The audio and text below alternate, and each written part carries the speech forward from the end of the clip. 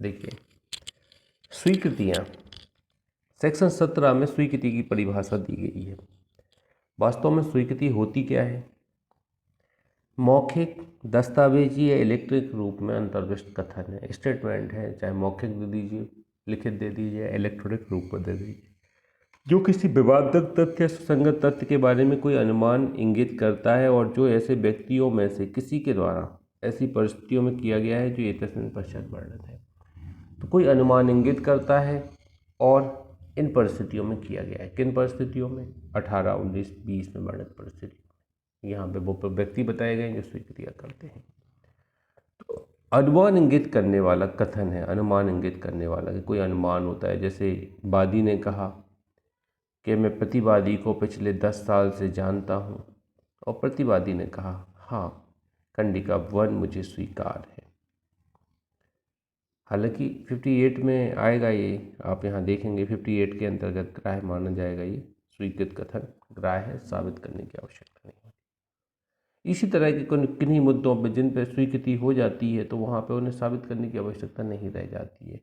तो यहाँ पे ध्यान दीजिएगा, अनुमान इंगित करता है इसके बारे में, तो ऐसे कथनों को स्वीकृति कहा जाता है। मौखिक, लिखित तौर पर हो सकती है। स्वीकृति 18, 19, 20। 18 कहती है स्वीकृति कार्रवाई के पक्षकार द्वारा की जा सकती है, कार्रवाई के पक्षकारों के अभिकर्ता द्वारा की जा सकती है, प्रतिनिधिक रूप से बातकर्ता द्वारा की जा सकती है। जैसे 1(8) का आवेदन लगे तो प्रतिनिधित्व वाद लगता है। प्रतिनिधित्व वाद में क्या होता है, जो एक व्यक्ति का नाम चलेगा और साथ में अन्य वादीगण चलेंगे तो उसी के द्वारा स्वीकृति की जा सकती है। विषय वस्तु में हितबद्ध पक्षकार द्वारा स्वीकृति की जा सकती है। 5वां है उस व्यक्ति द्वारा जिससे हित व्युत्पन्न हुआ है उसके द्वारा स्वीकृति की जा सकती है। हित व्युत्पन्न, हित क्रिएट हुआ है जिसका, उसके द्वारा स्वीकृति की जा सकती है। 6वां है सेक्शन 19 को 6वां पॉइंट बोलेंगे अपन, उन व्यक्तियों द्वारा स्वीकृतियाँ जिनकी स्थिति बाद के पक्षकारों के विरुद्ध साबित की जानी चाहिए। बाद के पक्षकारों के विरुद्ध साबित की जानी चाहिए, ऐसे व्यक्तियों की स्वीकृतियाँ भी यहाँ ग्राह्य हैं, स्वीकृति की जा सकती। जैसे यहाँ पे अपन ने इसका 19 का दृष्टांत है। ऐसे व्यक्ति कौन होंगे जिनकी स्वीकृतियाँ बाद के पक्षकारों के विरुद्ध साबित की जा सकेंगी? वो कौन कौन से व्यक्ति हैं? तो एक दृष्टांत दिया गया है, बी के लिए भाटक संग्रह करने का दायित्व ए लेता है। सी द्वारा बी को शुद्ध भाटक संग्रह न करने के लिए ए पर बी वाद लाता है। ए इस बात का प्रत्याख्यान करता है कि सी से बी को भाटक दिए था। सी द्वारा यह कथन की उस पर बी को भाटक दे है स्वीकृति है। अब ये थोड़ा ट्रायंगल टाइप का है, यहाँ पे थोड़ा अपन को बोर्ड की सहायता लेनी पड़ेगी, तो बस इतना ध्यान दीजिएगा। बी के लिए भाटक संग्रह कौन कर रहा है? बी हो गया, मालिक हो गया। ऑनर कौन हो गया? बी, ऑनर हो गया बी। और ए क्या हो गया? एजेंट हो गया। एजेंट का काम क्या है कि बी के लिए क्या करना है? भाड़ा लेना है। भाड़ा लेने के लिए ए को ए एजेंट है। सी द्वारा बी को शुद्ध भाटक संग्रह न करने के लिए ए पर, सी द्वारा बी को शुद्ध भाटक संग्रह न करने के लिए ए पर बी वाद लाता है। ए पर बी वाद लाता है। अब ए ने लापरवाही की, सी नामक व्यक्ति से भाड़ा लेना था। सी नामक व्यक्ति कौन है? टीनेंट है। टीनेंट है सी नामक व्यक्ति। क्या है? टीनेंट है। अब सी नामक व्यक्ति से आपको किराया लेना था, आप एजेंट है मेरे, आपने किराया नहीं लिया, तो हमने कौन बाद लाएगा? मालिक लाएगा बाद। किसके ऊपर? एजेंट के ऊपर। ये बाद लाएगा कि भैया सी का किराया दो, मैंने आपको नियुक्त किया है कि सी का भी किराया लेना है आपको, आपने सी का किराया नहीं लिया है, सी का किराया दो, हम एजेंट से मांग रहे पैसा। सी द्वारा यह कथन की उस पर बी को भाटक दे है स्वीकृति है। सी कहता है कि भैया हम किराया देते हैं, हम किराएदार हैं बी के, हमें किराया देना है। और यदि ये इस बात से इनकार करता है कि सी द्वारा बी को भाटक दे था, ए कहता है नहीं साहब, सी को कोई किराया दे नहीं है बी को, तो वह ए के विरुद्ध सुसंगत तथ्य है। ए के विरुद्ध सुसंगत तथ्य है। तो यहाँ पे रिलेवेंट फैक्ट हो सकता है एक विरुद्ध। तो ये देखिए, ऐसे व्यक्ति हैं जो हितबद्ध हैं, स्वीकृतियाँ उन व्यक्तियों द्वारा स्वीकृतियाँ जिनकी स्थिति बाद के पक्षों के विरुद्ध साबित की जानी चाहिए। तो यहाँ थर्ड व्यक्ति की स्वीकृति ली जा रही है कि भैया वो कहता है कि हम किराया दे सकते हैं, देने के लिए एलिजिबल है, कैसे किराएदार है, लेकिन उन्होंने किराया लिया नहीं है, जानबूझ के भूल गए हैं, जो भी है, तो ये साबित कर देते हैं। तो यहाँ पे ऐसे थर्ड पार्टी की स्वीकृति भी हम किराए होगी। ऐसे बात के पक्षकार कौन है? मालिक है और एजेंट है, थर्ड पार्टी नहीं है पक्षकार। यहाँ पे मालिक एजेंट से मांग रहा है पैसा केस करके, कभी ये पैसा दो, सी का जो वसूल किया है वो बोल रहा है हमने लिए नहीं सी का पैसा, तो इस पर केस चल रहा है। तो यहाँ पे सी की जो कथन होंगे स्वीकृतियाँ माने जाएंगी। 20 सेक्शन 20 ये 7वां पॉइंट है जो स्वीकृति के बारे में बताता है। 5 पॉइंट क्लॉज 18 में आते हैं। 6वां पॉइंट 19 को बताता है। 7वां पॉइंट 20 को बताता है कि बाद के पक्षकार द्वारा अभिव्यक्त रूप से निर्दिष्ट व्यक्तियों द्वारा स्वीकृतियाँ रेफरी द्वारा स्वीकृति की जाती है। जैसे आपको एक घोड़ा खरीदना है, मेरे पास एक वाइट कलर का घोड़ा है, आपको खरीदना है। आपने कहा घोड़ा कैसा है? मैंने कहा आपके जो पड़ोसी हैं, मेरे मित्र हैं मिस्टर एक्स, उनसे जाके आप पूछ लीजिए, वो जो बोल देंगे वही सही रहेगा। तो पड़ोसी एक्स बोलते हैं बहुत बढ़िया घोड़ा है, अच्छा है, मैंने खरीदवाया था, तमाम चीज़ें आप ले लेंगे, आप सुखी रहेंगे। तो ये सब जो है, तो थर्ड पार्टी यहाँ पर रेफ़र किया हुआ व्यक्ति जो स्वीकृति देता है, वो स्वीकृति यहाँ पर किराए होती है। इसका एक दृष्टांत भी है, इसका पहला एक ही दृष्टांत है, ये दृष्टांत याद रखिएगा, पूछा जाता है। प्रश्न यह है कि क्या ए द्वारा बी को बेचा हुआ घोड़ा अच्छा है? ए द्वारा बी को बेचा हुआ घोड़ा अच्छा है। बी से ए कहता है कि जाकर सी से पूछ लो, सी इस बारे में सब कुछ जानता है। सी का कथन स्वीकृति है। थर्ड पार्टी का कथन क्या है? स्वीकृति है। रेफर्ड व्यक्ति का कथन स्वीकृति है। जिस 7 प्रकार की स्वीकृतियाँ होती हैं 3 धाराओं के अंतर्गत, तो ऐसा आपको ध्यान देना है। इन पर ओटी आते हैं। निम्नलिखित में से कौन सी स्वीकृति ग्राह्य नहीं होती है? इसमें से एक गलत दे देंगे, आपको सब सही लगाना है। अब देखिए यहाँ पे ये जो सेक्शन है 21 है, ये भी थोड़ी अच्छी सेक्शन है, इसको आपको थोड़ा ध्यान देना पड़ेगा। स्वीकृतियों का उन्हें करने वाले व्यक्तियों के विरुद्ध और उनके द्वारा या उनकी ओर से साबित किया जाना। स्वीकृतियों का उन्हें करने वाले व्यक्तियों के विरुद्ध और उनके द्वारा या उनकी ओर से साबित किया जाना, ये बताया गया है सेक्शन 21 में। कैसे? इसका एक सबसे अच्छा दृष्टांत है जो आपको बिल्कुल समझ में नहीं आएगा। पहला दृष्टांत है, देखिए, ए और बी के बीच प्रश्न यह है कि अमुक ब्लेक कूट रचित है या नहीं। देखो, ए और बी हैं, दो लोगों में एक क्वेश्चन आ रहा है, ए है बी है। ए कहता है कि कूट रचित है, बी कहता है कि कूट रचित नहीं। ये प्रतिज्ञात करता है कि वह असली है। देखिए यहाँ पे कूट रचित है कि नहीं है, ये प्रश्न है। तो ये कहता है कि वो असली है, प्रतिज्ञात करता है कि ये ब्लेक क्या है, असली है। और बी प्रतिज्ञात करता है वो कूट रचित है। तो बी कहता है, ए कहता है असली है और बी कहता है कूट रचित है। बी कहता है कूट रचित है। दोनों अपने अलग अलग स्टेटमेंट दे रहे हैं, विरोधी स्टेटमेंट दे रहे हैं। बी का कोई कथन ब्लेक असली है, बी का कोई कथन ब्लेक असली है, ये साबित कर सकेगा, ये साबित कर सकेगा। तथा ए का कोई कथन कि ब्लेक कूट रचित है, बी साबित कर सकेगा। देखिए यहाँ उल्टा होता है, जो जैसा कह रहा है उसके विरोध में ही साक्ष्य देना पड़ेगा, साबित करना पड़ेगा कि मैंने कहा ब्लेक असली है, तो आप साबित करो कि भाई नहीं, कूट रचित है ब्लेक। तो यहाँ पे जस्ट उल्टा साबित करना है, जो कहेंगे उसका जस्ट उल्टा साबित करना है। ऐसा आप यहाँ पर ध्यान दीजिए। स्वीकृतियों का उन्हें करने वाले व्यक्तियों के विरुद्ध उनके द्वारा या उनकी ओर से साबित किया जाना। तो यहाँ पे साबित करने की बात यहाँ पे की गई है सेक्शन 21 में। ये दृष्टांत पूछा जाता है, इसका नाम पूछा जाता है धारा का।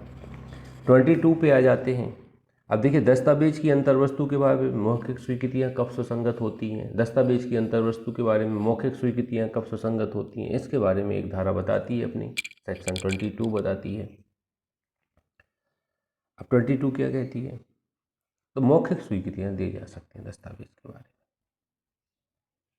आप यहाँ पे ध्यान दीजिएगा। सेक्शन 22A है इलेक्ट्रॉनिक अभिलेखों के अंतर्वस्तु के बारे में मौखिक स्वीकृतियाँ कब सुसंगत होती हैं। इलेक्ट्रॉनिक अभिलेखों की अंतर्वस्तु के बारे में मौखिक स्वीकृतियाँ कब सुसंगत होती है, सेक्शन 22A बताती है।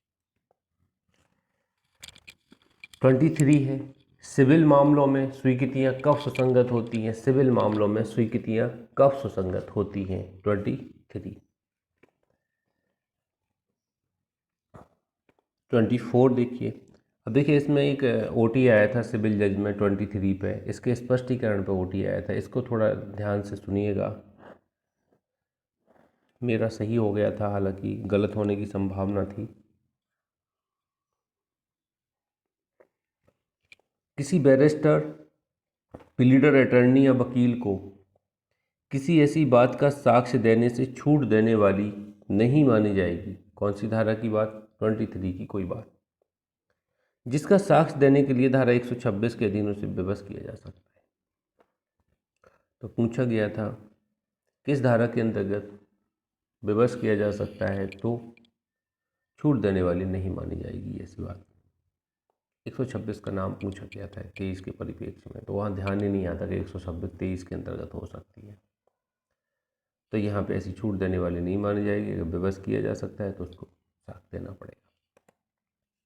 सिविल मामलों में स्वीकृतियाँ कब सुसंगत होती हैं, तो ये ऐसी स्वीकृतियाँ यहाँ पे सुसंगत मानी जाती हैं जो किसी प्राइवेट संसूचना के तौर पर दी गई हैं और जिन्हें स्वीकृत करने से रोक नहीं लगाई गई है, जो एक्सेप्शन के तौर पे आती हैं कि उन्हें स्वीकृत किया जा सकता है, स्वीकार किया जा सकता है, प्रस्तुत किया जा सकता है।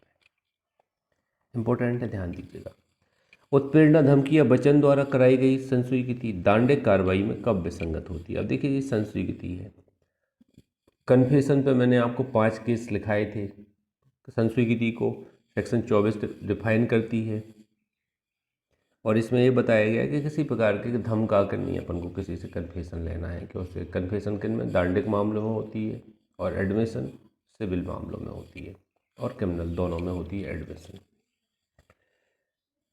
Nishikant versus state of Bihar, Kotaiah बनाम किंग एम्परर, सेक्शन 24 पे केस हैं ये। निशिकांत बनाम स्टेट ऑफ बिहार, कोटैया बनाम किंग एम्परर, उत्तर प्रदेश राज्य बनाम देवमन उपाध्याय, बम्बई राज्य बनाम काठी कालू, पलविंदर कौर बनाम पंजाब राज्य। ये संस्वीकृति को एक्सप्लेन किया गया है इन केसों में।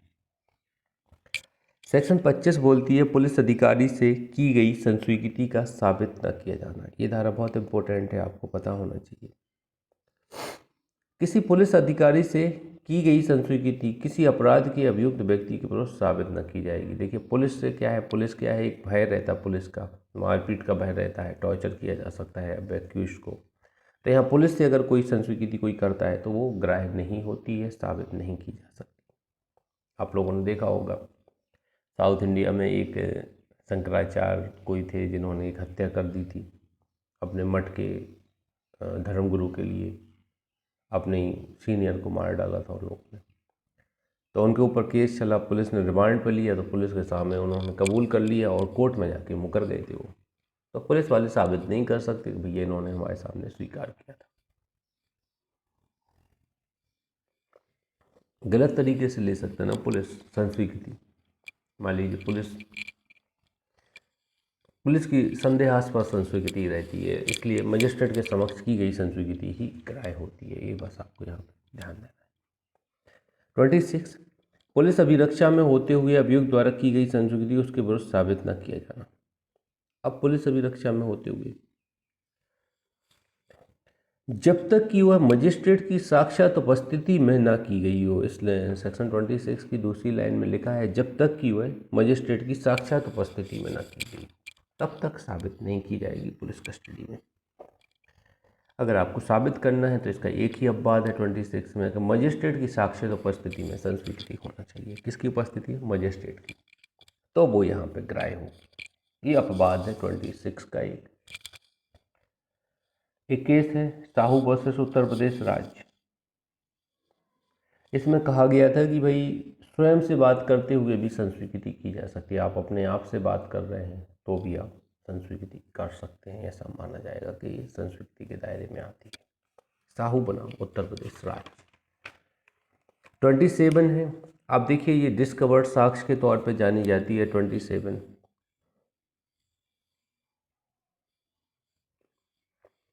मैंने बताया ना 27 का मेमो लगता है फाइलों में। जब एक्यूज से पुलिस वाले तलाशी पूछते हैं, इन्वेस्टिगेट करते हैं पुलिस वाले, इंट्रोगेशन करते हैं, तो उस दौरान अभियुक्त अगर वास्तव में अपराधी है तो वो बताता है कि श्रीमान जी मैंने कुल्हाड़ी से हत्या की है, वो कुल्हाड़ी मैंने अपने घर के ऐसी जगह पे छुपा रखी है जहाँ से आप उसको खोज सकते हैं। तो पुलिस वाले जाते हैं, डिस्कवर्ड साक्ष्य के तौर पर जाना जाता है 27 को, उस जगह पे उसके घर में सर्च करते हैं, वहाँ से कुल्हाड़ी मिल जाती है उन्हें, मैंने हत्या की है, और ये भी बोलते हैं मैंने हत्या की। तो कुल्हाड़ी तक साबित हो जाएगा कि एविडेंस मिला है कि कुल्हाड़ी से हत्या की गई है, ये तो साबित हो जाएगा, लेकिन ये साबित नहीं होगा इससे कि उसने हत्या की है। ये कन्फेशन ऐसी नहीं मानी जाएगी और सबूत की आवश्यकता यहाँ पर लगेगी। तो सेक्शन 27 अभियुक्त से प्राप्त जानकारी में से कितनी साबित की जा सकेगी। तो डिस्कवर्ड साक्ष्य के संबंध में साबित की जा सकेगी, लेकिन स्वयं के विरुद्ध अगर वो गवाही देता है तो वो साबित नहीं की जा सकेगी, उसके लिए और साक्ष्य की डिमांड रहेगी।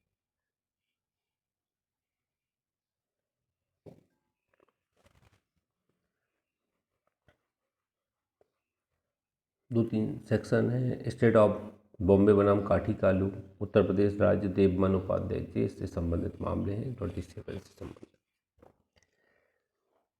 28 कहती है उत्पीड़ना धमकी या वचन से पैदा हुए मन पर प्रभाव के दूर हो जाने के पश्चात की गई स्वीकृति संस्वीकृति सुसंगत है। अब जी क्या उत्पीड़ना धमकी या वचन से पैदा हुए मन पर प्रभाव, मतलब इस तरह का कोई बाउंडेशन नहीं है, कोई दबाव नहीं है कि भैया किसी तरह से उत्प्रेरित किया जाए किसी व्यक्ति को, फिर संस्वीकृति कोई करता है तो वो सुसंगत होगी। मतलब किसी प्रकार की धमकाया नहीं गया है, किसी व्यक्ति को उत्प्रेरित नहीं किया गया किसी व्यक्ति को, और वो संस्वीकृति करता है तो ऐसी संस्वीकृति को ग्राह्य माना गया है, कहने का तात्पर्य सीधी बात। ये आप यहाँ पे ध्यान दीजिएगा। जस्ट 24 के विरोधी धारा है। 24 कहती विसंगत होगी, 28 कहती सुसंगत होगी अगर इनके अधीन नहीं दी गई। अगर इनके अधीन दी गई है तो विसंगत होगी 24 में, 28 में सुसंगत होगी। 29 अन्यथा सुसंगत संस्वीकृति का गुप्त रखने के वचन आदि के कारण विसंगत न हो जाना। अब देखिए कई बार हम लोग कहते हैं मुझे बता दो, मैं कसम से किसी को कुछ नहीं बताऊंगा, आप बता दीजिए क्या हुआ था उस दिन, आपने ही मारा है उसको, हत्या आपने की है। तो कोई हत्या कर देता है तो इस संबंध की बातें यहाँ पे की जाती हैं। तो ये क्या है देखते हैं। इसमें 5 पॉइंट आते हैं सेक्शन 29 में। इन 5 पॉइंटों को अपन ने पढ़ते समय देखा था कि कोई संस्वीकृति अन्यथा सुसंगत नहीं है तो वह केवल इसलिए कि पहला, आपसे मैंने कहा कसम से मैं किसी को नहीं बताऊंगा, गुप्त रखने का वचन दिया और आपसे पूरी बात उगलवा ली। दूसरा, उसे प्राप्त करने के प्रयोजनार्थ अभियुक्त व्यक्ति से की गई प्रवंचना के परिणाम स्वरूप मैंने आपसे छल किया। कोर्ट में करते ना वकील लोग एक्टिंग करते हैं जिससे सामने वाला सही चीज़ उगल दे, छल करके, और बाद में वही सही चीज़ साबित कर देते हैं अपन। तो ये छल करके अपन ने प्राप्त किया है। तीसरा, उस समय जबकि वह मत था की गई थी, नशे की हालत में था। आपको पता है नशे की हालत में व्यक्ति बिल्कुल सही बोलता है, ऐसा रहता है। तो कई लोग नशा करते हैं, नशे में आदमी झूठ नहीं बोलता है। अब नशे में आपने देखा कि पुरानी पिक्चर में देखते हैं हम लोग, तो अभिनेता जाता है विलन के पास।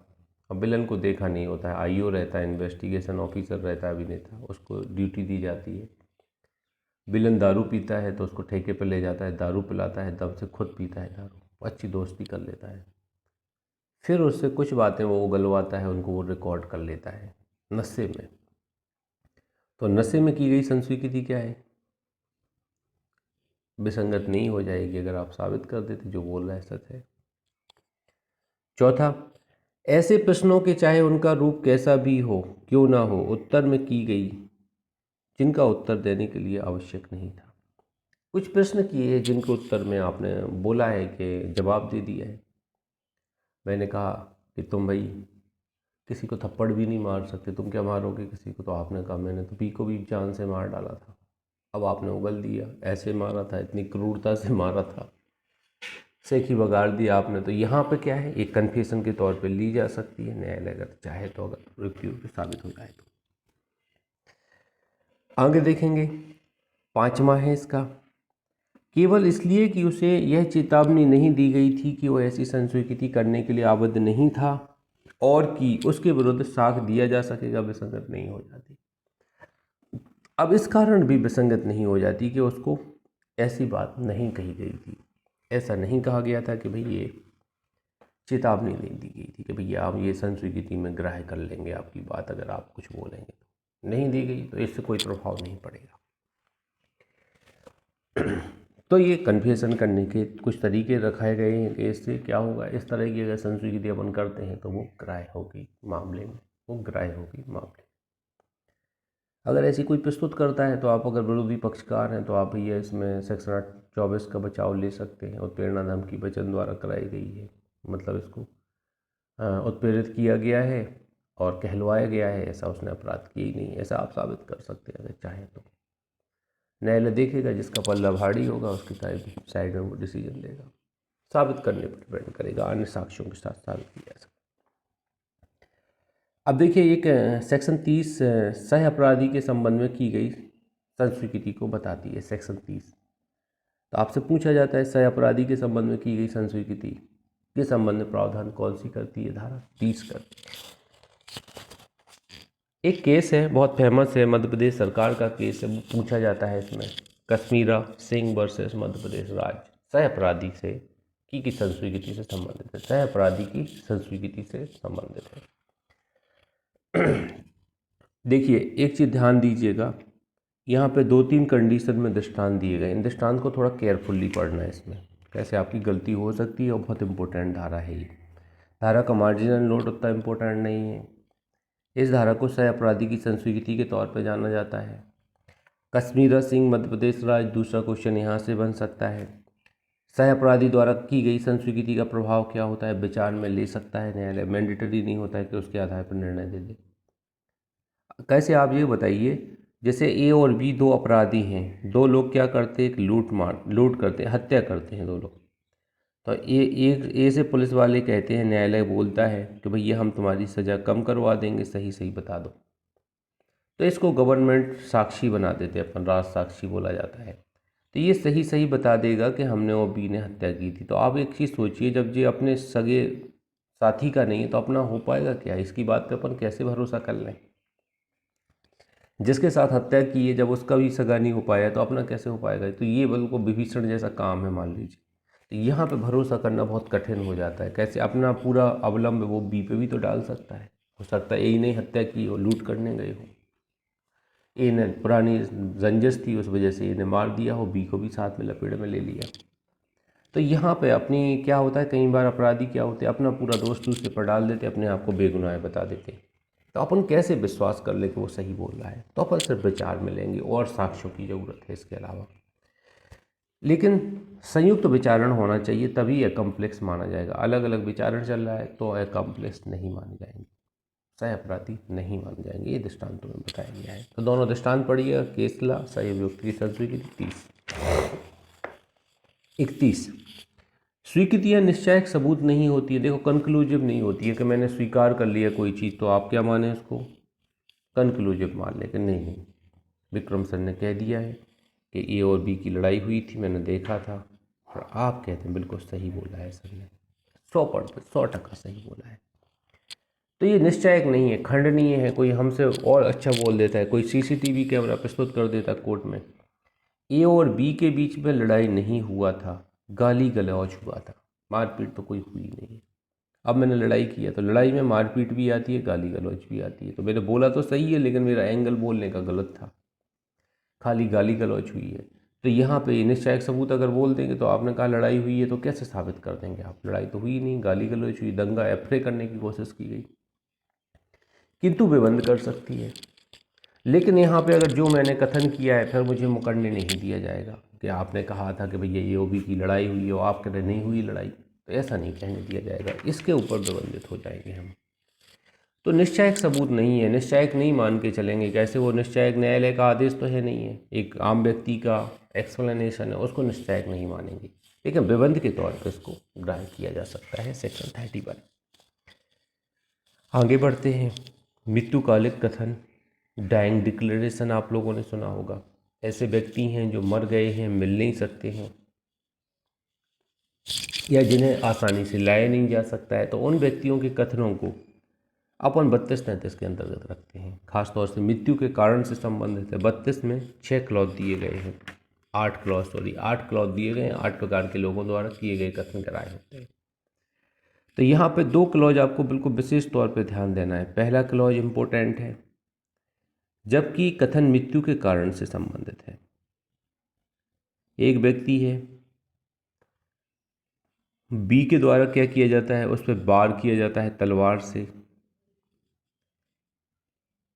काफ़ी जख्मी हो जाता है, वो हॉस्पिटल लाया जाता है। हॉस्पिटल में थोड़ा इलाज के दौरान होश आता है। वो कहता है बी नामक व्यक्ति ने तलवार से मारा मुझे इस वजह से, इतना कहता है और मर जाता है।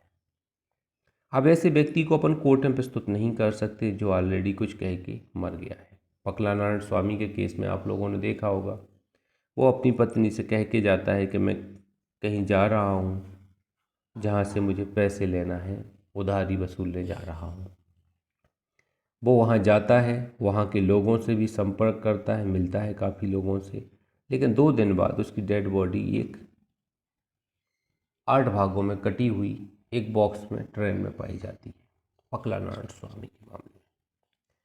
तो यहाँ पे जो उसके पूर्व कथन हैं, जो अपनी पत्नी से कह गया था, अन्य लोगों से मिलते समय ये देखा गया कि वहाँ गया भी है, उससे भी संपर्क किया है, तो ये सारे कथन ये बताते हैं कि यहाँ पे उसका मृत्युकालिक कथन था कि वो पैसे लेने जा रहा है। तो एक सस्पेक्ट है कि सामने वाले बी ने उसकी हत्या की, सस्पेक्ट। तो उसके मृत्युकालिक कथन को ग्राह्य किया गया। कोई बोल देता है कि इसने मारा है और मर जाता है तो वो ग्राह्य होते। ये माना जाता है, हमारे यहाँ ट्रेंड है, किसी भी धर्म का ट्रेंड है, मान लीजिए कि आदमी मरते समय झूठ नहीं बोलता है, मरते समय झूठ नहीं बोलता है, तो उसके बाद को कथन को महत्व दिया जाता है। कारोबार के अनुक्रम में किया गया कथन, तो ये भी सुसंगत है। ऐसे व्यक्ति ने कोई कथन किया है जो अब मर गया है या देश छोड़ के चला गया है, उसको बुलाया नहीं जा सकता आसानी से, तो उसके कथनों को ग्राह्य बनाना माना गया है यहाँ पे सेक्शन 32(2) में। ये 2 चीज़ें आप याद रखिएगा, बाकी चीज़ें पढ़ लेना एक बार, और नहीं आते किसी पे, नहीं 2 पे। मृत्युकालिक कथन 32(1).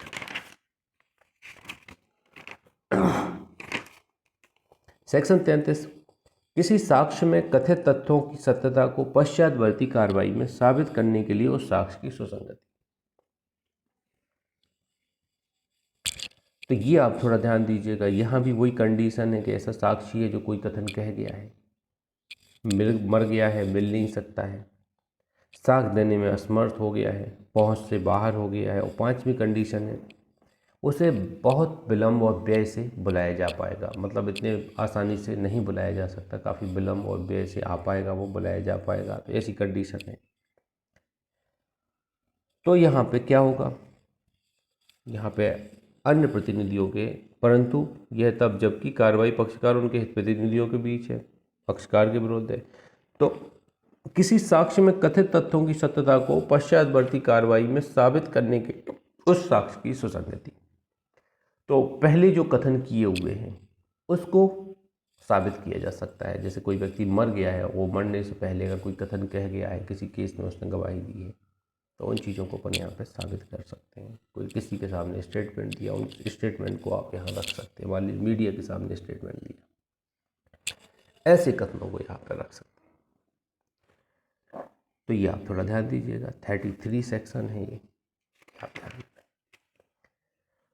अब देखिए, लेखा बहियों के संबंध में यहाँ पर सेक्शन दी गई 34 से 38 तक कुछ ऐसा व्यवस्थाएं दी गई हैं जिनको थोड़ा थोड़ा अपन को याद रखना है, जिसे मैं जहन में रहे। इनमें से एक आध क्वेश्चन कभी कभी पूछ लिया जाता है अपने एग्जाम में।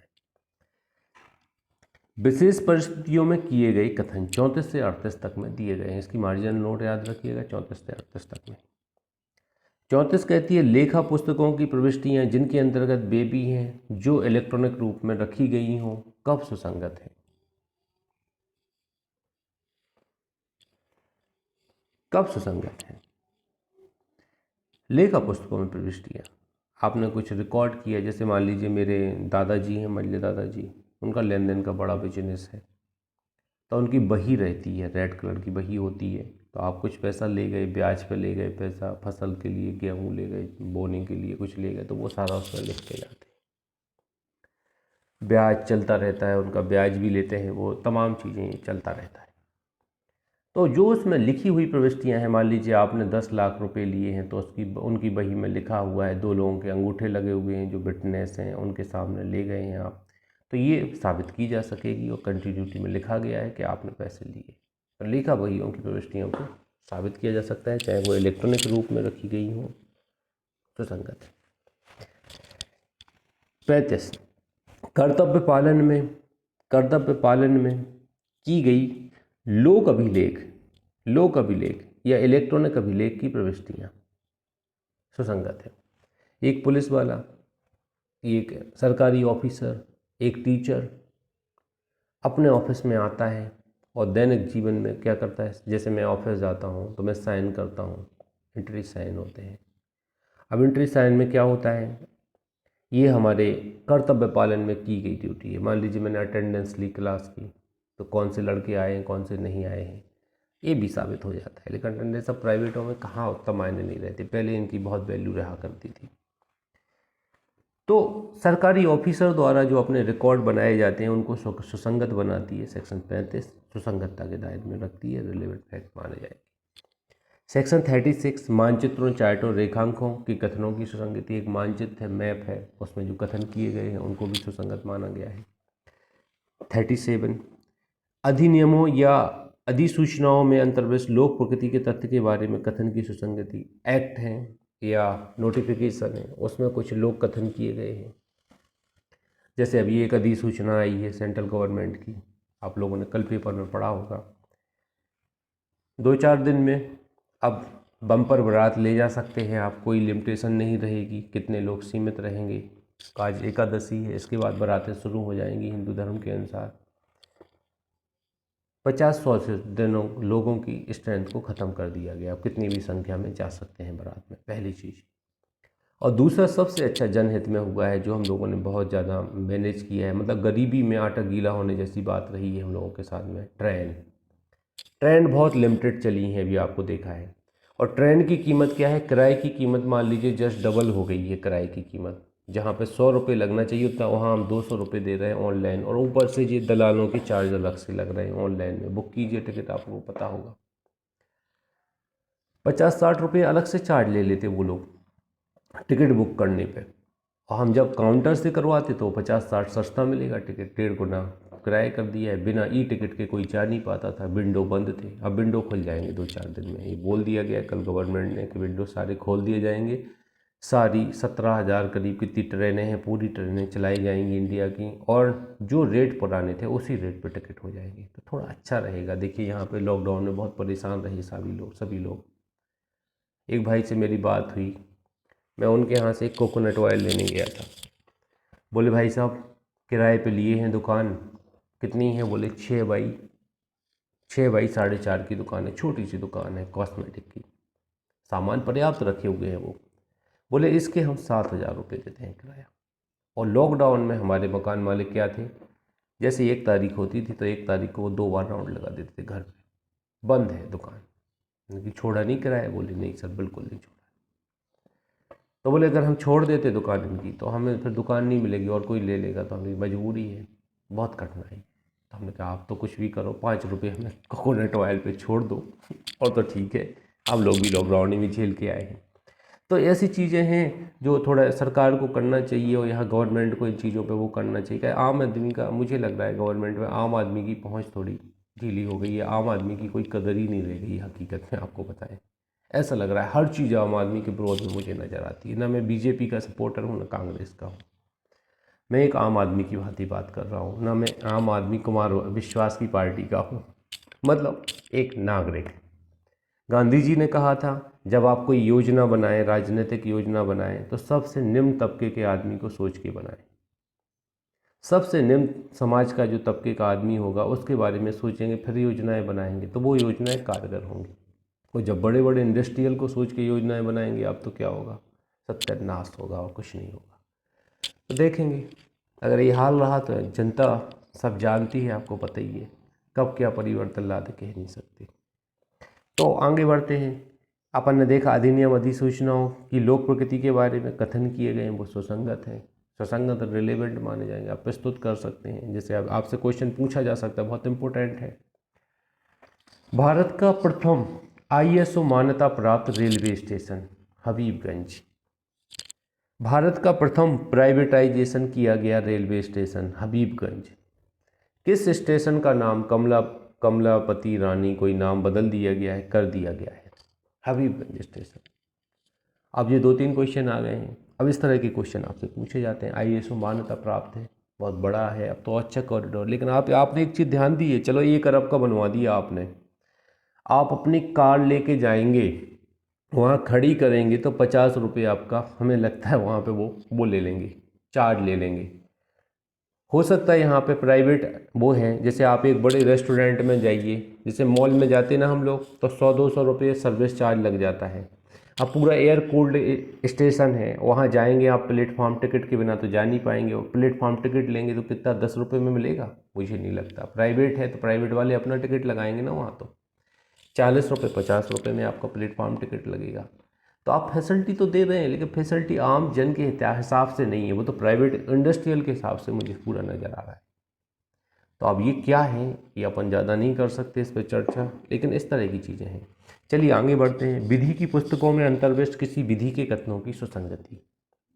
अब किताबों में कुछ लिखा हुआ है, 38 बोलती हैं, तो उनको रिलेवेंट माना जाएगा कि रेस जुडिकेटा सेक्शन 11, CPC तो सेक्शन 11 मान के चलेंगे। तो इस तरह है, एक इनका थोड़ा है, एक कोड वर्ड है 34 से 38 तक का, BPMAL।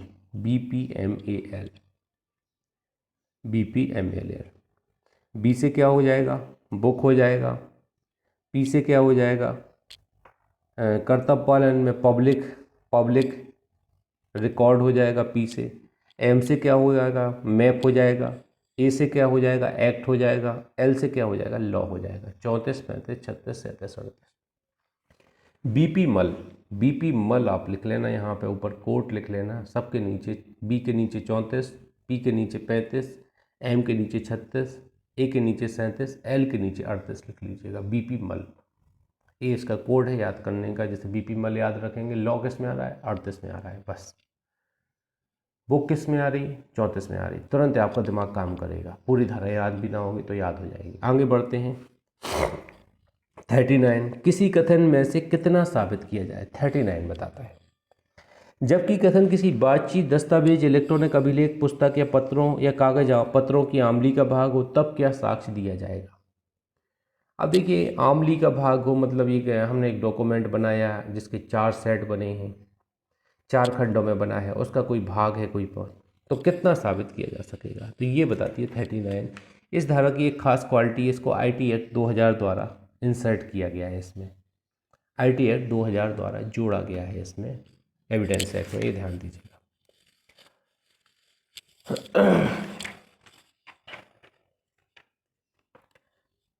तो जितना यहाँ पे आवश्यक है, जितनी सुसंगति आवश्यक है, मान लीजिए इलेक्ट्रॉनिक अभिलेख एक जजमेंट है, जजमेंट में आपसे पूछा जाए कि विक्रम सर ने यहाँ पे क्या बोला है, कौन सा कथन दिया है, तो पूरा जजमेंट साबित करना पड़ेगा कि जजमेंट में से वो कथन साबित करना पड़ेगा जो हमने बोला है। तो जो कथन हमने बोला है वो साबित करना पड़ेगा। यही बात ये धारा बताती है 39। जितना रिलेवेंट है उतना आपको साबित करना है, बस यह साबित माना जाएगा। अब देखिए, न्यायालयों के निर्णय कब सुसंगत हैं। अब ये चीज़ें भी बहुत इंपॉर्टेंट हैं, आपको इन पर अंडरस्टैंडिंग रखना है। 40 से 44 तक अक्सर क्वेश्चन यहाँ पे बनते हैं, कई लोग धराशायी हो जाते हैं यहाँ पे कि रियल क्वेश्चन क्या है। कैसे यहाँ एविडेंस का नाम सुनते ही चक्कर आने लगते हैं कई लोगों। सबसे छोटा एक्ट है, बोलते ना, छोटी मिर्च, बहुत तीखी मिर्च। हरी मिर्च हम लाते हैं ना बाज़ार से, तो पहले हम थोड़ा टेस्ट कर लेते हैं उसको, उससे पूछते हैं ज़्यादा तीखी वाली तो नहीं है, वरना हम पोहा नहीं खा पाएंगे घर पे। हरी मिर्च बहुत तीखी है। अब ऐसे ही है, तो यहाँ पे भी ये बिल्कुल छोटी छोटी बातें हैं, लेकिन इन चीज़ों को अपन थोड़ा अगर सही कॉन्सेप्ट से याद करने की कोशिश नहीं करेंगे तो क्या होगा, गलत हो जाएगा। जैसे द्वितीय वाद या विचारण के वारणात पूर्व निर्णय सुसंगत है। आपसे ये नहीं पूछा जाएगा, आपसे ये पूछा जाएगा प्राण न्याय किस धारा से संबंधित है एविडेंस में, कहाँ पे सुसंगत है प्राण न्याय। 40 सेक्शन 40 प्राण न्याय से संबंधित है। पूर्व निर्णय सुसंगत है कि भैया दूसरा वाद आप ला रहे हैं तो हमको उसमें प्रस्तुत कर देंगे, इस पर तो पहले से वाद आ गया सर, जजमेंट भी हो गया, सुसंगत है ना, प्राण न्याय यहाँ पे लागू होता है। 41 प्रोबेट इत्यादि विषयक अधिकारिता के किन्हीं निर्णयों की सुसंगति, ये रिलेवेंसी बता रही है कौन से निर्णयों की इस पर ओटी आती है। धारा 41 के अंतर्गत किन निर्णयों की सुसंगति कोर्ट बताती है। प्रोबेट विषयक पहला, दूसरा विवाह विषयक, तीसरा नवाधिकरण विषय, तो चौथा दिवाला विषय। इनको सुसंगत माना गया है, इनको सुसंगत माना गया है और इनको निश्चय सबूत के तौर पर भी माना जाता है। प्रोबेट आप जानते हैं, किसी ने बिल लिखी है तो बिल के लिए डिक्लेरेटरी सूट अपन लाते हैं, घोषणा करवाते हैं, उसके लिए घोषणात्मक बात लाते हैं, उसको प्रोबेट बोला जाता है, हाई कोर्ट में लाया जाता है। विवाह विषयक बात है, विवाह से संबंधित बात है, तलाक हो गया, विवाह में तमाम चीज़ें हैं, रेस्टिट्यूशन हो गया, नो। नवाधिकरण विषयक बात है, नवाधिकरण होता है, इसके संबंध में बात है। और दिवाला विषयक है, इंसॉल्वेंसी के संबंध में बात है। तो ये सब बात क्या होते हैं, निश्चयक सबूत होते हैं। इनको आप अगर कोई लाता है तो निश्चयक सबूत के तौर पर रखा जाता है। आगे देखते हैं धारा 42, धारा 41 से वर्णित से भिन्न निर्णयों, आदेश और डिक्रियों की सुसंगति और प्रभाव। अब इन चार के अलावा जितने भी निर्णय होते हैं वो क्या होते हैं, कनक्लूसिव प्रूफ नहीं होते हैं। 41 बताती है, 42 बताती है सुसंगति कैसी होगी, निश्चयक सबूत नहीं होंगे। सुसंगत तो है, निश्चयक सबूत नहीं है। मान लीजिए किसी का, एक ने बी से पैसा लेना था, बी के पक्ष में निर्णय हुआ और उसमें कुछ कथन किए गए, तो वो सारे सुसंगत हैं लेकिन निश्चयक नहीं होंगे कि उससे अपन आगे ऑन फ्यूचर में अपन फायदा ले सकते नहीं होंगे। ये चीज़ आप यहाँ पे ध्यान दीजिएगा। आगे बढ़ते हैं, 43 में आ जाते हैं। धारा 40 से 42 में वर्णित से भिन्न निर्णय आदि कब सुसंगत है। तो यहाँ पे बताया जाए कब सुसंगत है। यहाँ तो देखिए 40, 41, 42 में वर्णित आदेश या निर्णय क्या होते हैं, डिक्रियाँ विसंगत होती हैं जब तक कि अस्तित्व विवादित तथ्य ना हो, किसी अन्य उपबंध के अंतर्गत सुसंगत ना हो। तो ये देखिए जब तक कि उनका अस्तित्व विवादित तथ्य ना हो तब तक वो क्या होते हैं, विसंगत होते हैं। विवादक होना चाहिए तो ही सुसंगत माने जाएंगे। यहाँ पे कुछ आप दृष्टांत देख सकते हैं, खासतौर से इम्पोर्टेंट एक दृष्टांत मैंने इसमें लगाया है, सारे पढ़ना है आपको। 20 नंबर का दृष्टांत मैं थोड़ा पढ़ के आपको बता रहा हूँ, इसको सुनिएगा, ये पूछा गया है एग्जाम में। ए अपनी पत्नी सी के साथ जारकर्म करने के लिए बी का अभियोजन करता है, केस लाता है कि उसने उसकी पत्नी के साथ जारकर्म किया है, विवाहित स्त्री के साथ जारकर्म। बी इस बात का प्रत्याख्यान करता है, अस्वीकार करता है बी कि सी ए की पत्नी है। सी तो ए की पत्नी है ही नहीं है, वो ये कहता है सी शादीशुदा नहीं है, किंतु न्यायालय बी को जारकर्म के लिए दोष सिद्ध करता है। न्यायालय कर देता है दोष सिद्ध कि भैया उसकी पत्नी है, तुम कह रहे पत्नी नहीं, हम तुम्हारी बात नहीं मानेंगे, वो पत्नी है किसकी, बी की, ए की पत्नी है। बी को दंडित कर देता है। तत्पश्चात ए के जीवन काल में बी के साथ विवाह करने पर द्विविवाह के लिए सी अभियोजित की जाती है। ए के जीवन काल में बी के साथ विवाह करने के लिए, द्विविवाह के लिए सी अभियोजित की जाती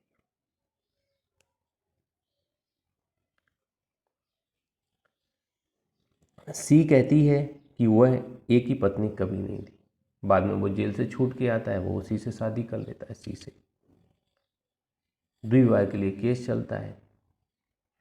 सी कहती है वह ए की पत्नी कभी नहीं थी, ए की पत्नी थी ही नहीं। अब देखो उसी से जारकर्म में वो अंदर गया, उसी से शादी कर ली, लौट के आके आ गया, तो यहाँ पे ये ने केस कर दिया कि द्विविवाह कर लिया है मेरी पत्नी ने। सी गवाही दे रही कि भैया हम तो शादीशुदा थे ही नहीं।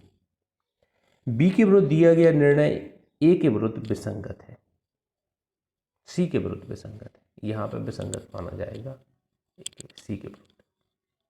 जो पहले निर्णय दिया गया, जेल होके आया है, बताओ, बहुत लंबा प्रेम प्रसंग है कि भैया जेल भी हुआ है, फिर शादी कर ली, द्विविवाह का केस भी उस पर बन गया, फिर वे साबित कर रहे। तो ये विसंगत माना जाएगा कि पहले जो निर्णय दे दिया है उससे कोई लॉजिक नहीं। वो जारकर्म अलग चीज़ है, यहाँ पे अलग है। आप तो ये रीजनेबल यहाँ पे प्रूफ पेश कीजिए कि आप शादीशुदा हैं कि नहीं। निर्णय अभिप्राप्त करने में कपट या दुस्संधि या न्यायालय की अक्षमता साबित की जा सकेगी, सेक्शन 44 बोलती है। कपट देखा जाएगा, दुस्संधि या न्यायालय अक्षम है, कॉम्पिटिटिव नहीं है, न्यायालय 461 और 460 के अंतर्गत आने वाली स्थिति में है, तो ये साबित किया जा सकेगा। आप देखिएगा कि न्यायालय कॉम्पिटेंट ही नहीं है जो निर्णय सुना है, तो आप साबित कर सकते हैं 44 के अंतर्गत। कपट के आधार पर निर्णय दिया गया है, साबित कर दीजिए। अन्य व्यक्तियों की राय कब सुसंगत है? देखिए, राय के आधार में, ओपिनियन के संबंध में 45 से लेकर 51 तक की धाराओं में प्रावधान किए गए हैं। 45 से 51 तक की धाराओं में काय के बारे में प्रावधान किए गए हैं, राय के बारे में प्रावधान किए गए हैं। विशेषज्ञ की राय 45 बताती है। कौन से विशेषज्ञ? 5 प्रकार के विशेषज्ञ बताए गए हैं जिनकी राय सुसंगत होती है। विदेशी विधि के संबंध में, विज्ञान के संबंध में, तीसरा कला के संबंध में, चौथा हस्तलेख के संबंध में, पांचवा अंगुली चिन्ह के संबंध, फिंगरप्रिंट के संबंध में। फिंगरप्रिंट ये होते हैं ना, ये वाली जो लीफ, ये इसकी एक पेंटिंग होती है। यहाँ पे आप ध्यान से देखेंगे तो आपको यहाँ लाइनें लाइनें से दिखेंगी, ध्यान से देखिएगा, तो ये फिंगरप्रिंट होते हैं। इन 5 चीज़ों के बारे में किसी विशेषज्ञ की राय लेंगे, जैसे स्पेशलिस्ट हैं, फॉरेंसिक साइंस से संबंधित से स्पेशलिस्ट हैं, उनकी राय ली जाएगी। वो जो बताएंगे कि हाँ बी के ही फिंगरप्रिंट है, हाँ बी की ही हैंड राइटिंग में है, तो ये कब सुसंगत है? तो थर्ड पार्टी की राय लेंगे, पर थर्ड व्यक्ति की राय लेंगे, जिसे अपन विशेषज्ञ बोलते हैं। 45 के अंतर्गत 5 लोगों के नाम याद रखिए, किन की राय विशेषज्ञ के तौर पर सुसंगत होती है। इन 5 में से कोई 3 दे देंगे, एक गलत दे देंगे आपको, तो आपको आइडेंटिफाई करना किन की सुसंगत नहीं होती, तो गलत वाले को ढूंढना है। तो 5 याद रखिएगा। दृष्टांत इंपॉर्टेंट नहीं है, नहीं पूछे जाते हैं यहाँ पे। 45A देखिए, IT एक्ट 2000 द्वारा जोड़ी गई 45A, ये आप इसके ऊपर जरूर लिख लीजिएगा, इंसर्ट IT एक्ट 2008। E3 का कॉन्सेप्ट लेके चलती है ये E3, इलेक्ट्रॉनिक साक्ष्य के परीक्षक की राय, electronic opinion of examiner of electronic evidence, EEE। E3 के बारे में बताती है, इलेक्ट्रॉनिक साक्ष्य के परीक्षक की राय। यहाँ पे सुसंगत तथ्य है, इलेक्ट्रॉनिक तौर पर रखी गई साक्ष्य का जो परीक्षक है उसकी क्या राय है, उसकी परीक्षा करने पर सुसंगत मानी जाएगी। बस इतना समझना है 45 से। 46 कहती है विशेषज्ञों की रायों से संबंधित तथ्य सुसंगत होते हैं। अब विशेषज्ञ राय देते हैं, मान लीजिए किसी ने विष खाया है, तो वो राय देता है कि भाई ये साइनाइड है, सेल्फास है, चूहा मार है, क्या खाया है। तो जिस तरह का विष खाया है उसके लक्षण किस विष से मिलते जुलते हैं, ये राय सुसंगत होती हैं 46। 47 हस्तलेख के बारे में राय कब सुसंगत है? देखिए, हस्तलेख के बारे में राय कब सुसंगत है? परिचित व्यक्ति की राय। यहाँ थर्ड व्यक्ति कौन है? परिचित व्यक्ति। मान लीजिए मेरे ऑफिस में एक नौकर है, वो है मेरे क्लर्क है, क्लर्क बोलेंगे, मेरे ऑफिस में एक क्लर्क है मेरा, मैं एक फर्म चला रहा हूँ। कोई भी लेटर आते हैं तो वो लेटर रखता है, और मैं जो लेटर लिखता हूँ उसको वो देखता है, कोई अशुद्धि तो नहीं है। अशुद्धि देखने के बाद वो बाई पोस्ट द्वारा भेजता है लेटर को, सामने से आने वाले लेटरों को रखता है, मेरे लेटर को वेरीफाइज करता है। वो कई 4-5 साल से ये काम कर रहा है, तो वो कहीं ना कहीं मेरी हैंड राइटिंग से परिचित है, उसको पता है कि हम हाय ऐसा लिखते हैं, का ऐसा लिखते हैं, टा ऐसा लिखते हैं। वो जानता है कि सर किस तरह की राइटिंग है, कुछ शब्द बहुत स्पेसिफाई लिखते हैं सर। तो ऐसे व्यक्ति की राय सुसंगत है जो परिचित व्यक्ति की संबंधित है, जो उस व्यक्ति से परिचित है। इसका दृष्टांत ध्यान दीजिएगा, बहुत इंपॉर्टेंट है दृष्टांत, आप इसको देखिएगा। जो मैंने आपको बताया व्यापारी के संबंध में एजेंट रखता है लेटर संव्यवहार में, वो चीज़ें बताई गई इसमें इंपॉर्टेंट। हस्तलेख के बारे में राय कौन सी धारा बताती है सुसंगत? 47। ये क्वेश्चन आता है, इसका दृष्टांत भी पूछा जाता है। 47 से इलेक्ट्रॉनिक चिन्हक के बारे में राय कब सुसंगत है? इसकी नाम भी बहुत पूछा जाता है। इलेक्ट्रॉनिक चिन्हक के बारे में राय कौन सी है? तो ओपिनियन की बात हो रही, तो 45 से 51 तक में है, तो क्या है यहाँ पे 47A में इलेक्ट्रॉनिक चिन्हक के बारे में राय, digital signature, electronic signature sorry. 48 अधिकार या रूढ़ी के अस्तित्व के बारे में राय कब सुसंगत है? तो 48 बताती है कि अधिकार और रूढ़ी के बारे में राय कब सुसंगत है। एक कुआं है, उससे पानी निकालने का अधिकार पूरे गांव को है, सदियों से ये होता आ रहा है। तो ये क्या है? अधिकार या रूढ़ी के बारे में बताती है कि सबको एक अधिकार है या रूढ़ी है। ईजमेंट का अधिकार यहाँ दिया गया है सबको।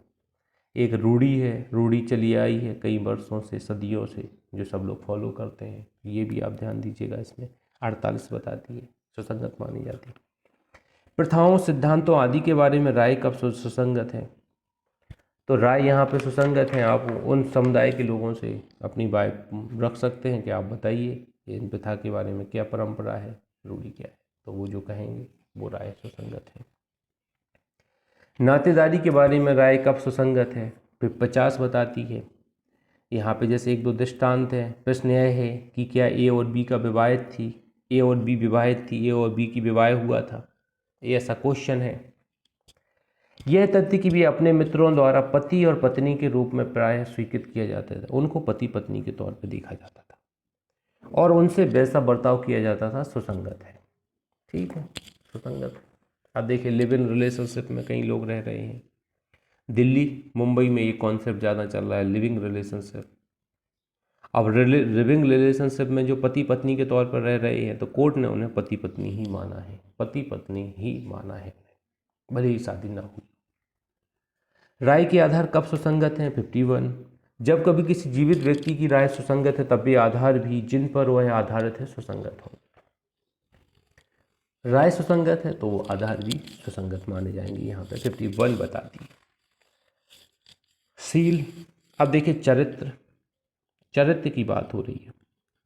सील कब सुसंगत है, कैरेक्टर कब सुसंगत है? 52 से 55 तक की धाराएं बताती हैं। ये 52, 3, 4, 5 4 धाराएं बताई गई हैं। एक सब क्लॉज धारा है, 53 ए भी है इसमें। सिविल मामलों में अध्यारोपित आचरण साबित करने के लिए सील विसंगत है, और 52 कहती है सील विसंगत माना गया है। सिविल मामलों में आचरण साबित करने के लिए सील विसंगत है। पहले से ही किसी पे अपना आचरण नहीं साबित करेंगे जब तक सामने वाला आप पे दोष आरोपित नहीं करता। 53 दांडिक मामलों में पूर्वतन अच्छा सील सुसंगत है। अब दांडिक मामलों में देखिए पूर्वतन अच्छा सील सुसंगत है। हम लोग खुद मान लीजिए हम डिफेंडेंट हैं, तो हम मान लीजिए अपने एक्यूज की चीफ एग्जामिनेशन कराते तो हम लोग बोलते हैं श्रीमान जी बी नामक व्यक्ति बहुत सभ्य और नेक व्यक्ति है, उसके ऊपर जो आरोप लगाए गए हैं बहुत गलत लगाए गए हैं, इस तरह का उसका नेचर ही नहीं है। इस तरह अपन के बिल्कुल भगवान बना के रखते हैं अपने एक्यूज को अपन लोग। तो इस तरह अगर कुछ अपन कोर्ट में बोलते हैं तो ये क्या है, पूर्वतन अच्छा सील के इसने ऐसे ऐसे काम किए, तो ये सुसंगत माना जाएगा। दांडिक मामलों में पूर्वतन अच्छा सील सुसंगत है। 53 ए कतिपय मामलों में सील या पूर्व लैंगिक अनुभव के साक्ष्य का सुसंगत ना होना। अब देखिए ये कह रहे हैं 376 वाली धाराएं हैं, 354 वाली धाराएं, किसी महिला के साथ मॉडेस्टी आउटरेज की गई है, लज्जा भंग की गई है। लज्जा भंग में क्या होता है, कहीं से स्पर्श करने की कोशिश की जाती है या गेस्चर किए जाते हैं, हमला किया जाता है, आपराधिक बल उपयोग किया जाता है। या 376 वाली धाराएं हैं, 376 वाली धाराओं में गलत कृत किया गया है, दुष्कृत किया गया है किसी महिला के साथ, तो उस महिला को अपन दुराचारी साबित करना चाहते हैं। ये साबित करना चाहते हैं इसका कैरेक्टर खराब है, पहले भी कई लोगों के साथ संबंध रह चुका है, इस तरह की बातें करना चाहते हैं। तो ऐसी बातों को सुसंगत नहीं माना गया, इररिलेवेंट है, ऐसा आपको कहने को नहीं दिया जाएगा कोर्ट में। 53 ए 54 उत्तर में होने के सिवाय पूर्वतन बुरा सील सुसंगत नहीं है। अब अभियुक्त कहता है कि हम अच्छे सील का है, तो जो प्रोसिक्यूशन ऑफिसर है, प्रोसिक्यूशन ऑफिसर उसके जवाब में बोल सकता है कि नहीं सर ये बुरे सील का व्यक्ति है, इसने कई अपराध किए हैं, इसका ऐसा नेचर रहा है, ये साबित यहाँ पे कर सकता है प्रोसिक्यूशन। लेकिन जब तक उसने नहीं बोला है तो उसके विरोध में बुरा सील सुसंगत ना होगा, लेकिन उत्तर में जरूर किया जा सकता है। उत्तर में हम बुरा सील प्रस्तुत कर सकते हैं सामने वाले का। 55 नुकसानी पर प्रभाव डालने वाले सील यहाँ पर सुसंगत होते हैं। सिविल मामलों में यह तथ्य कि किसी व्यक्ति का सील ऐसा है जिसे नुकसानी की रकम पर जो उसे मिलनी चाहिए प्रभाव पड़ता है, सुसंगत है। तो नुकसानी पर प्रभाव डालने वाले सील सुसंगत माने जाते हैं, ऐसा दिया जा सकता है। सील शब्द के अंतर्गत ख्याति और स्वभाव दोनों आते हैं, स्पष्टीकरण कहता है, ये आप ध्यान दीजिएगा, इस पर क्वेश्चन आएगा। अगला चैप्टर है सबूत के विषय में, भाग 2 है तथ्य जिनका साबित किया जाना आवश्यक नहीं, चैप्टर 3। 56 कहती है न्यायिक रूप से अपेक्षणीय तथ्य साबित करना आवश्यक नहीं। कुछ चीज़ें ऐसी हैं जिनको न्यायालय मान के चलता है। जैसे आपने लिखा अपराध सुबह 10 AM पे हुआ, अब इसको साबित करना पड़ेगा कि 10 AM कब बजते हैं? नहीं, बिल्कुल साबित नहीं करना पड़ता। 10 AM सुबह की बात हो रही, तो इनकी न्यायालय न्यायिक अपेक्षा मान के चलेगी। उस दिन संडे था, ये भी मान के चलेगी, संडे साबित नहीं। उस दिन जनवरी का महीना था, ये भी मान के चलेगी। ये साबित करने की कतई ज़रूरत नहीं है कि आप बताइए जनवरी का महीना था, संडे था, 10 तारीख थी। 10 तारीख को जो पड़ रहा है दिन वही माना जाएगा ना, इसको साबित करने की कतई आवश्यकता नहीं। आगे बढ़ते हैं।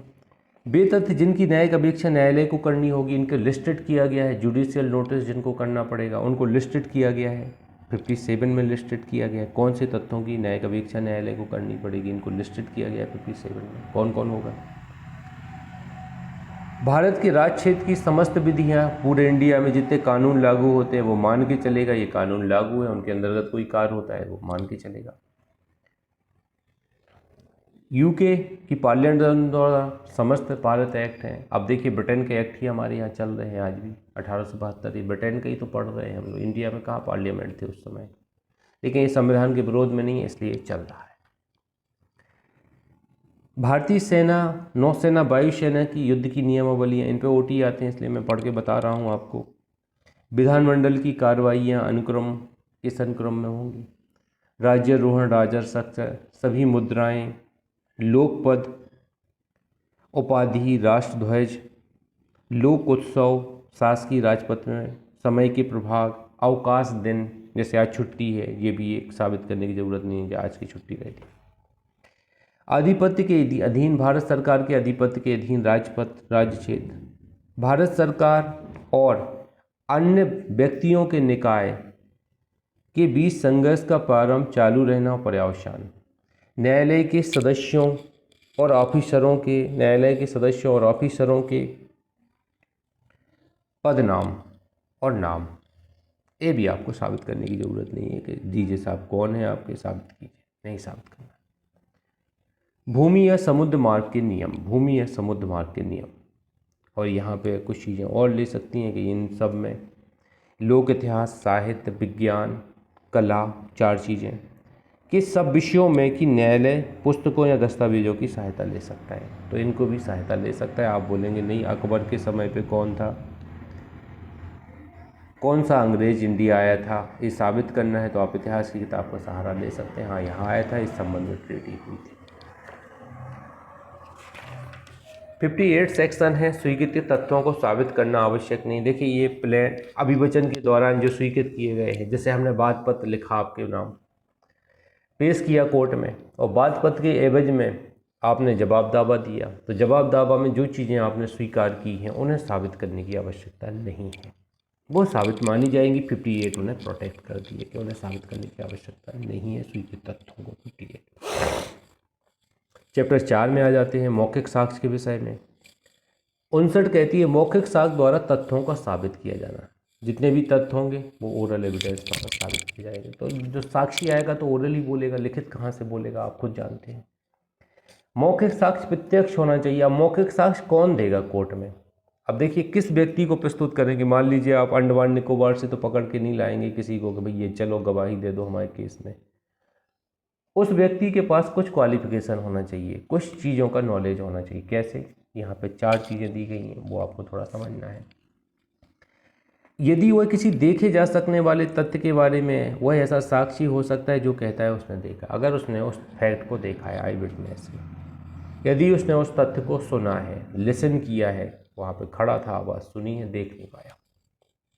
इंद्रियों द्वारा या अन्य रीति में बोध किया है। जैसे अभी देखिए एक बस में आग लग गई थी, काफ़ी लोग मर गए उसमें, 20-22 लोग साउथ इंडिया में, बड़ी दयनीय स्थिति थी। उसमें एक लड़की को बचाया गया, पूरी जली हुई एक साइड से जल गई, वो लड़की बहुत रो रही थी, उसके पिता की डेथ हो गई। उसमें पूरी आग धो धो करके आग बस चल रही थी, अभी बहुत वायरल रहा वीडियो। तो इंद्रियों द्वारा बोधगम है, किसी ने देखा वहाँ आग जल रही है, किसी ने देखा सुना धुआं निकल रहा है, तो ये इंद्रियों द्वारा बोधगम है ना, स्मेल महसूस की। 5 चौथा, यदि वह किसी राय के आधारों पर आधारित है तो वह उस व्यक्ति के साक्ष्य होगा जो वह राय या उन आधारों पर धारण करता है। तो राय के आधार क्या है, इनको धारण करने वाली स्थिति को भी